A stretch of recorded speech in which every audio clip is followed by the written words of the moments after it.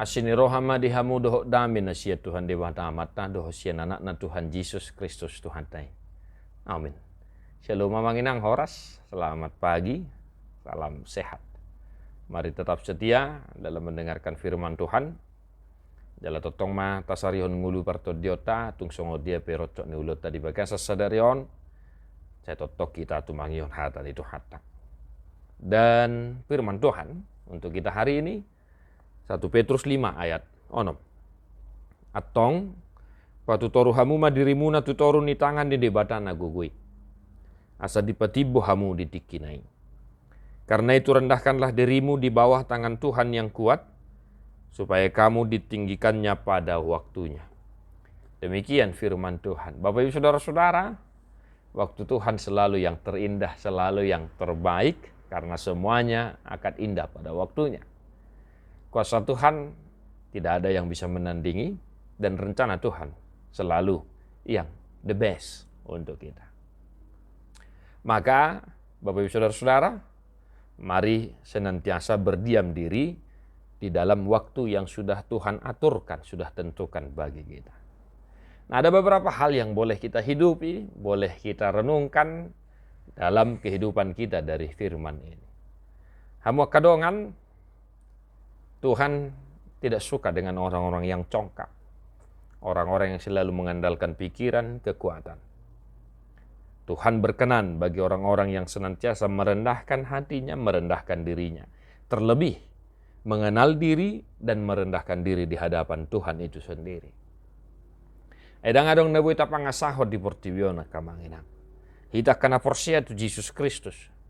Naik kodo hita patutoru diri di hadapan di debata. Dang boy hita mangasah gogo pikiran mamikiri nasan adong di portibion. Dang tu gogota laho mangyahi nasan adong di portibion. Dang tu pikirata si malolong ta marnidah kana masa. Jaladang terpikiri hita saluhut akan masa di portibion. Itu sebabnya Petrus mengingatkan kita supaya kita senantiasa merendahkan hati di hadapan Tuhan. Karena orang yang senantiasa rendah hati di hadapan Tuhan sudah tentu dia akan merendahkan hatinya dalam kehidupan sehari-hari. Jumolo hita patutoru diri di hadapan di debata. Dari damai yang dipermulota siganopari. Apapun yang kita miliki, jangan kita andalkan, jangan kita harapkan untuk bisa membantu kita. Sebanyak apapun harta benda yang kita miliki, jangan kita berpikir semuanya itu sanggup untuk membeli apa yang kita inginkan.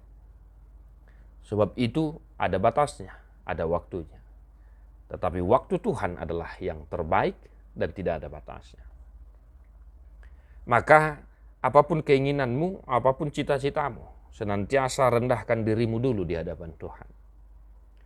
Agar di waktunya kita ditinggikan. Artinya, tungadong pena hinirim ni roham, tungadong pena sinakapan ni roham, ada yang ingin kau capai, jangan andalkan pikiran, profesi, struktur jabatan, harta kekayaan yang kita miliki. Kerendahan hati di hadapan Tuhan, kunci keberhasilan kita yang sesungguhnya. Sekali lagi Bapak Ibu Saudara-saudara, kerendahan hati di hadapan Tuhan adalah kunci keberhasilan kita yang sesungguhnya. Sebab bukan hanya Tuhan yang senang dengan orang-orang yang rendah hati. Kita manusia pun pada dasarnya akan sangat suka dengan kriteria karakter orang-orang yang senantiasa merendahkan hatinya dalam kehidupannya sehari-hari.